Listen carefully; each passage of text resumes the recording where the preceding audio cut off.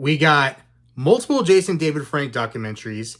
We got new figures coming, and we got Power Rangers in 2 new video games that is coming out.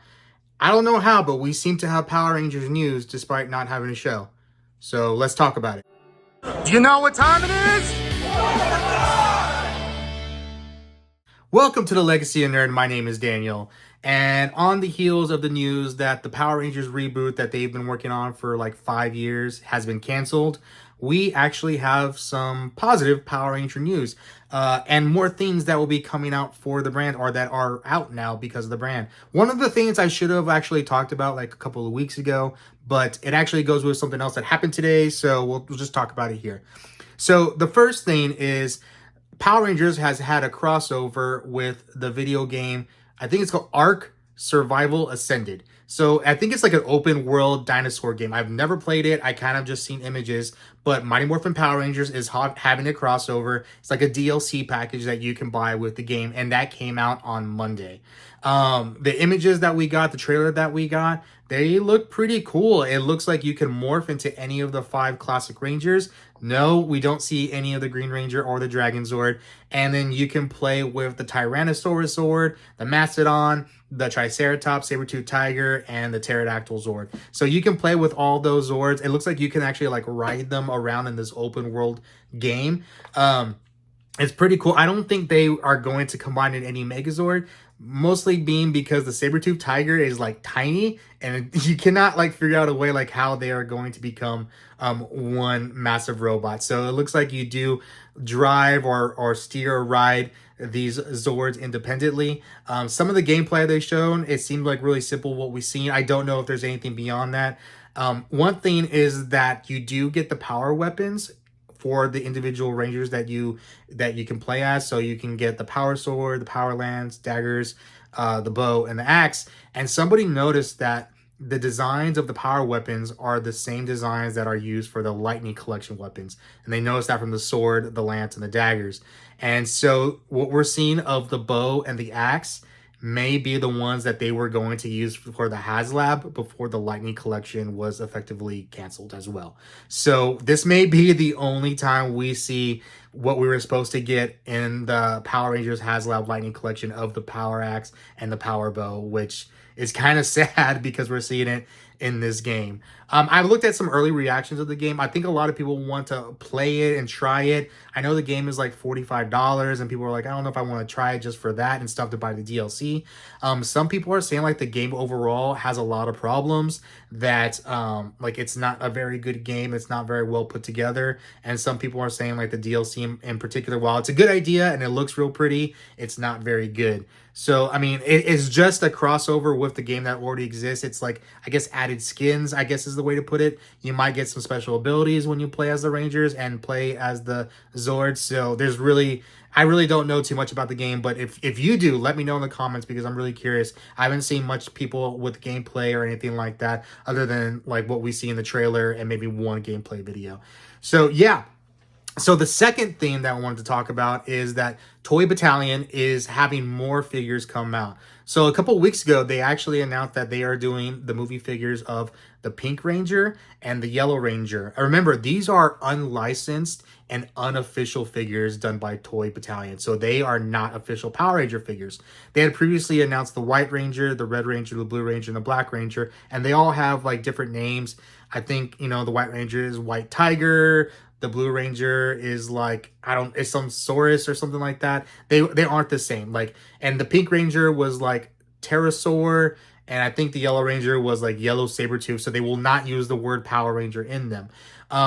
The Pink Ranger and the Yellow Ranger, just like the other Rangers, they look really, really good. I mean, they're the movie suits, and they look really cool. A lot of people were complaining about the Pink Ranger not coming with the Thunder Whip, which is like a very, prominent part of the Power Rangers movie. That we only saw the Blue Ranger weapon. I can't remember it off the top of my head, but that one comes with the figure of the Blue Ranger. And the Yellow Ranger, or I'm sorry, the Pink Ranger, the Thunder Whip, like had a good like little cameo in the movie. So people were wondering like, where is that?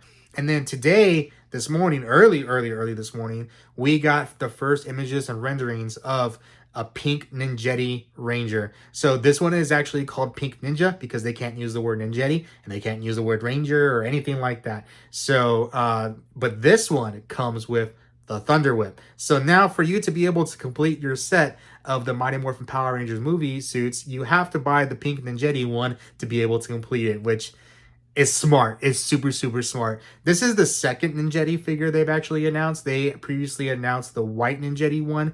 I think it was called like Albino Ninja, or maybe the figure was called Albino Tiger, the White Ranger movie figure. Can't remember what it was called, but again, they're just not the same figures. They're not the same thing, right? So, but this one, like the head sculpt, I actually like this one quite a bit. I think it looks really reminiscent of Amy Jo Johnson. I had my criticisms of the white Ninja Ranger, and it not looking very much like Jason David Frank, and maybe because there was likeness issues and stuff like that. But this one, the Kimberly actually looks pretty good, and I think between these two, I think the Kimberly is a superior figure to the white Ninjetti Ranger, which is interesting. It's really cool. Now, we didn't really talk about on the channel. We talked about a live stream previously, but we are getting a new video game for Power Rangers called Rita's Rewind.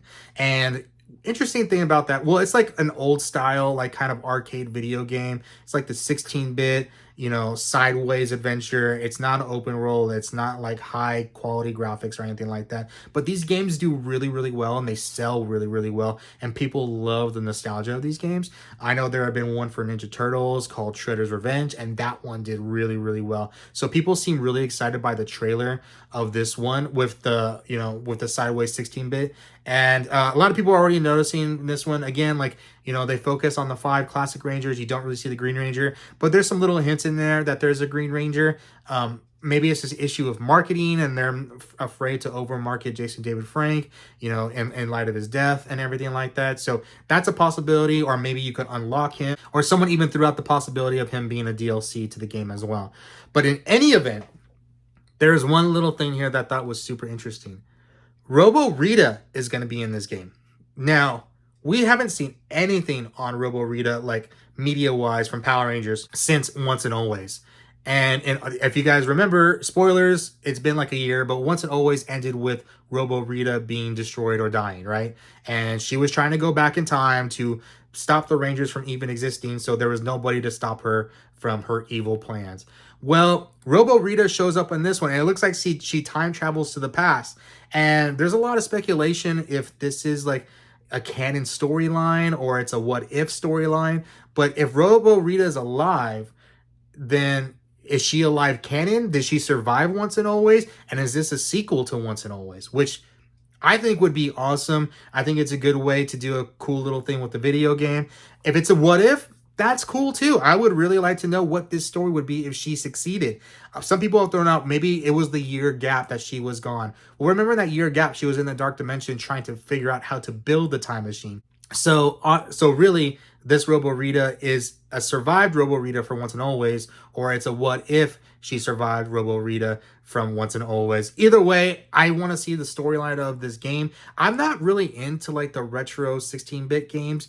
I'm more into the open world. I honestly don't play a lot of video games as it is, but if I were to pick one up, it would be like one like, a first-person open world. But this and the story has me intrigued, and I probably will pick this up just to find out what is going on, if there's some more story to it. Even if it's like reading on the TV most of the time, I'm totally okay with it because I want to know what their idea is of this story. Then lastly, a lot of you guys were with me this weekend when we actually had a very special live stream with Tammy Frank, wife of the late Jason David Frank.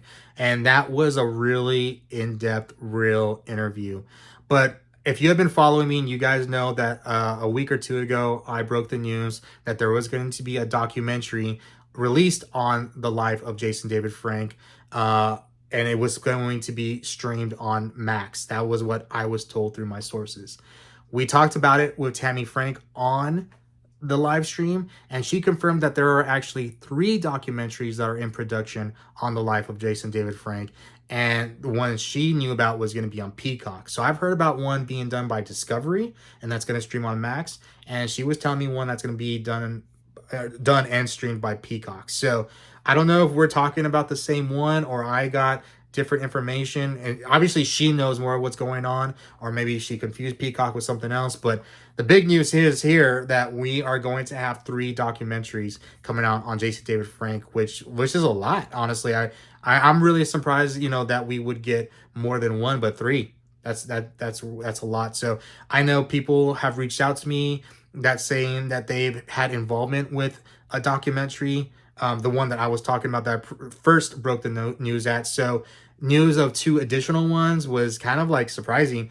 And I think a lot of people are really curious what are going to be in those documentaries. Obviously, there's been a lot of drama surrounding the Jason David Frank and the Frank family since his death, and what they're going to cover. I think a lot of people are interested in that. But guys, that is a lot of news for Power Rangers, considering there is no show coming or on right now. There's no toys on store shelves right now, but we have positive Power Ranger things to talk about, which is cool. So guys, in the comments, let me know what you guys are thinking. What did you think about the Arc Survival Ascended Power Rangers crossover? Did you get to play it? Let me know what you thought about it if you did. What do you think about Rita's Rewind? Are you excited about that? Let me know what you think about the Toy Battalion figures. Are you collecting them? Are you pre-ordering them, because they all haven't been released yet?